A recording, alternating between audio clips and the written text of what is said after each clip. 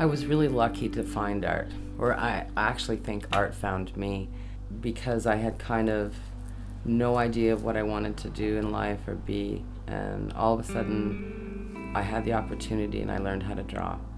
And it changed everything. I didn't know I could do that, and it sent me back to school, and it sent me to study for 20 years. I enjoyed it so much. I traveled and I wound up in Mexico.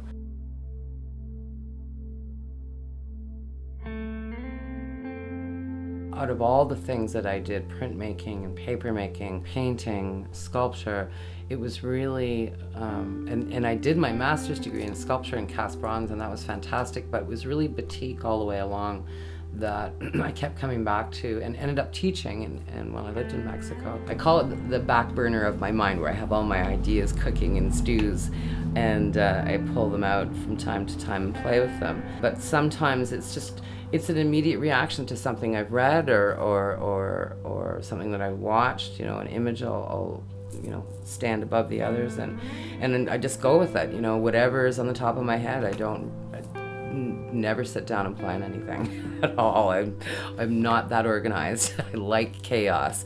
I live in chaos most of the time, and when I'm working on a piece, there's absolute chaos all around me, and from that I bring order into it.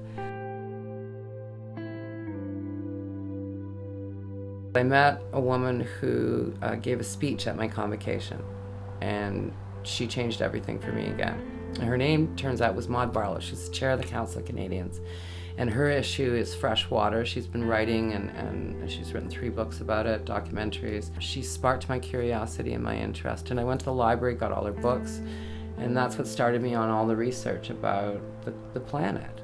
I did and looked at stuff and read stuff I never thought I would be interested in, and all of a sudden, all these things came together in my art. I started jumping it right into my art in very subtle ways.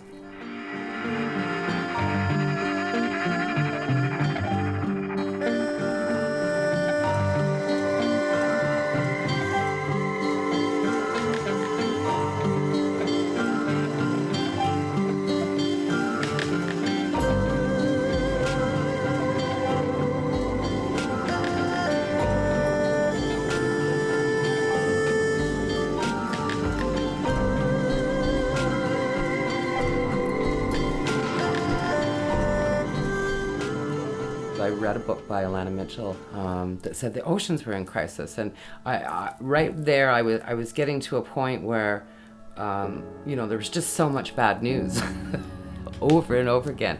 So again, it burst into my artwork, and I started doing work about fish and learning about the creatures in the sea and the chains of life and stuff, and how the oceans were being decimated as well. But it produced very beautiful work. Art is not that important, the making of the art, the creativity that goes into it, the process. For me, that's always been the most exciting part. I'm terrible about shoving my artwork and rolling it up in bags and hiding it in the closet somewhere once it's finished, because I'm not that interested in it anymore. It's done. It's when I'm making it that is the most exciting moment. I just love art. It just does something for me that nothing else does. I feel so lucky to have found it, or like I said, it found me actually.